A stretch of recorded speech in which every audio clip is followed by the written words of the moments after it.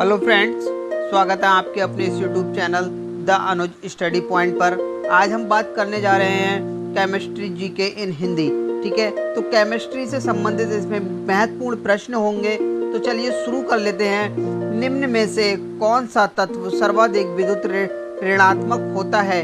Fluorine, sodium, chlorine, oxygen. दोस्तों ये होता है फ्लोरीन होता है जो सर्वाधिक विद्युत ऋणात्मक होता है। ठीक है, तो option number A is the right answer होगा। नेक्स्ट प्रश्न की ओर बढ़ेंगे। प्रश्न हमारा दूसरा है, 106 तत्व की खोज किसने की थी? 106 तत्व की खोज किसने की थी? ऑप्शन आपके सामने दिए हुए हैं, रदरफोर्ड, सीवर्ग, लोरेंस या कुसलटॉर्प। तो ऑप्शन नंबर हमारा B is the right answer होगा। जो 106 तत्व थे उसकी खोज की थी सीवर्ग ने। ठीक है, option number B is the right answer. Next प्रश्न की ओर बढ़ते। दोस्तों यदि वीडियो में दिए हुए प्रश्न आपको अच्छे लग रहे हैं तो वीडियो को लाइक कर लीजिए और चैनल को सब्सक्राइब कर लीजिए, जिससे आने वाला नोटिफिकेशन वीडियो का आपको मिल सके और आपके एग्जाम में हेल्प मिल सके। तो चलिए प्रश्न हमारा पूछ रहा है, न्यूक्लियस की द्रव्यमान संख्या क्या है? सदा उसके परमाणु क्रमांक से कम होती है, सदा उसके परमाणु क्रमांक से अधिक होती है, सदा उसके परमाणु क्रमांक के बराबर होती है। ऑप्शन नंबर डी है, कभी उसके परमाणु क्रमांक से अधिक और कभी उसके बराबर होती है। तो option number D is the right answer होगा। दोस्तों ये कभी उसके परमाणु क्रमांक से अधिक हो जाती है और कभी उसके बराबर हो जाती है। क्या चीज? न्यूक्लियस द्रव्यमान की संख्या। ठीक है, नेक्स्ट प्रश्न पूछ रहा है, सोने पर बिजली से मुलमा करने के लिए प्रयुक्त किए जाने वाले विद्युत लेपन होते हैं।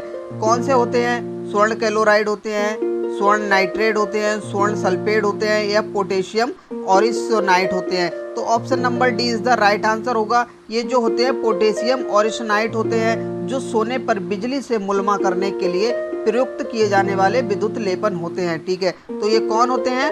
पोटेशियम ऑरिसोनाइट। ठीक है, नेक्स्ट प्रश्न। फ्रेंड्स यदि वीडियो में दिए हुए प्रश्न आपको अच्छे लग रहे हैं तो कमेंट बॉक्स में जरूर बताइएगा। चलिए प्रश्न पूछ रहा है, पीतल किसकी मौजूदगी में निरंतर रहे से वायु रंगहीन हो जाता है? ठीक है, ये होता है एल्युमिनियम फॉस्फाइड या हाइड्रोजन सल्फाइड या हाइड्रोजन फेवर या एल्युमिनियम सल्फाइड। तो option number B is the right answer होगा। जो हाइड्रोजन सल्फाइड होता है इसके कारण पीतल किसी की मौजूदगी में निरंतर रहे, ठीक है, वायु में रंगहीन हो जाता है। तो किसके कारण वो रंगहीन हो जाता है? हाइड्रोजन सल्फाइड के कारण। नेक्स्ट प्रश्न की ओर। फ्रेंड्स यदि आपको किसी भी प्रश्न का आंसर पता है तो कमेंट बॉक्स में जरूर बताइए। प्रश्न पूछ रहा है, धातुओं में पृष्ठ पर एक उपयुक्त तरंगदैर्घ्य का प्रकाश पड़ने पर इलेक्ट्रॉनों के उत्क्षेपण की परिघटना को कहते हैं? विद्युत अपघटन, आयन प्रकाश, विद्युत प्रभाव, इनमें से कोई नहीं। तो ऑप्शन नंबर हमारा सी इज द राइट आंसर होगा, प्रकाश विद्युत प्रभाव। ठीक है, एक बार प्रश्न को समझ लेते हैं दोबारा से। जो धातुओं में पृष्ठ पर, ठीक है, एक उपयुक्त तरंग का प्रकाश पड़ने पर इलेक्ट्रॉनों का उत्क्षेपण की परिघटना को क्या कहा जाता है? उसको कहा जाता है विद्युत प्रभाव। ठीक है, प्रकाश विद्युत प्रभाव। Option number C is the right answer. Next प्रश्न की ओर। वेयर का अभिकर्मक क्या होता है? क्षारीय पोटेशियम परमैंगनेट, अम्लीय पोटेशियम परमैंगनेट, हाइड्रोजन पेरोक्साइड और या ब्रोमीन जल। तो ये क्षारीय पोटेशियम परमैंगनेट होता है। ठीक है, वेयर का अभिकर्मक क्या होता है? क्षारीय potassium permanganate. Option number A is the right answer. Next प्रश्न। ये दोस्तों इस वीडियो का बहुत ही इंपॉर्टेंट प्रश्न है, तो सब लोग ध्यान से इसको जरा देखेंगे। इसको आप स्क्रीनशॉट भी ले सकते हैं या नोट डाउन भी कर सकते हैं। तो प्रश्न पूछ रहा है, लोहे की जंग लगने के लिए किसकी आवश्यकता है? ऑक्सीजन तथा कार्बन डाइऑक्साइड, ऑक्सीजन तथा जल, मात्र कार्बन डाइऑक्साइड या मात्र ऑक्सीजन। तो जो ये होता है हमारा ऑक्सीजन तथा जल।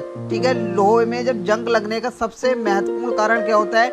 ऑक्सीजन तथा जल। ठीक है, option number B is the right answer. Next प्रश्न हमसे पूछ रहा है, जर्मन सिल्वर में निम्नलिखित धातुएं होती हैं? तांबा, जस्ता और निकेल, तांबा, जस्ता और एल्युमिनियम, तांबा, जस्ता और सिल्वर, जस्ता, सिल्वर और निकेल। तो ये जो जर्मन सिल्वर में निम्नलिखित कौन सी धातुएं होती हैं? हाँ, उसमें जर्मन सिल्वर में हमेशा पाई जाती हैं। Option number A is the right answer होगा। इसमें ये पाई जाती हैं तांबा, जस्ता और निकेल। ये तीन धातुएं जर्मन सिल्वर में पाई जाती हैं। नेक्स्ट फ्रेंड्स हमारा प्रश्न पूछ रहा है, बर्तन बनाने में प्रयुक्त जर्मन सिल्वर एक मिश्र धातु है? क्या होता है? कॉपर सिल्वर निकेल होता है, कॉपर जिंक निकेल होता है, कॉपर जिंक एल्युमिनियम होता है, या कॉपर निकेल एल्युमिनियम होता है? तो ऑप्शन आपके सामने स्क्रीन पर दिए हुए हैं, कमेंट बॉक्स में जरूर बताएं यदि आपको इसका आंसर पता है तो। ठीक है, ये होगा ऑप्शन नंबर हमारा B is the right answer होगा। ये होगा जो कॉपर जिंक निकेल। ठीक है, जो मिश्र धातु होती है, एक सिल्वर मिश्र धातु जो होती है वो उसमें होता है कॉपर जिंक निकेल। बर्तन बनाने के लिए प्रयुक्त जर्मन सिल्वर एक मिश्र धातु है, उसमें क्या प्रयोग किया जाता है? Copper zinc nickel. ठीक है, option number B is the right answer. Next प्रश्न, अगला प्रश्न पूछ रहा है हमसे, सीसा का सबसे महत्वपूर्ण अयस्क कौन सा है? ग्लेना, मैग्नेटाइड, या पाइरोलुसाइड, या सिडेराइट? तो ये option number A is the right answer होगा। इसमें ये जो गैलेना है सीसा का सबसे महत्वपूर्ण अयस्क होता है। ठीक है, क्या होता है? गैलेना जो है ये सबसे महत्वपूर्ण अयस्क होता है, किसका? सीसा का। ठीक है, option number A is the right answer. Next प्रश्न पूछ रहा है प्रश्न लोहे। ठीक है, लोहे अयस्क में 72% लोहा होता है। किस में होता है?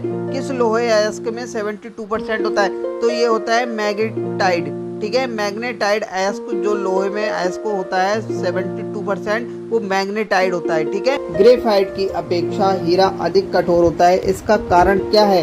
परमाणुओं की परतों में अंतर, या हीरे की चतुष्फलीय संरचना, या क्रिस्टलीय संरचनाओं में अंतर, या इनमें से कोई नहीं। तो दोस्तों ये जो ग्रेफाइट की अपेक्षा हीरा अधिक कठोर इसलिए होता है क्योंकि उसमें हीरे में जो है चतुर्दर्शीय फलीय संरचना होती है। उसमें जो आपने देखा होगा एक प्रकार से जो उसमें कई तरीके की किरणें निकलती हैं, तो वो इसी कारण निकलती हैं क्योंकि वो चतुष्फलीय संरचना से बना होता है हीरा।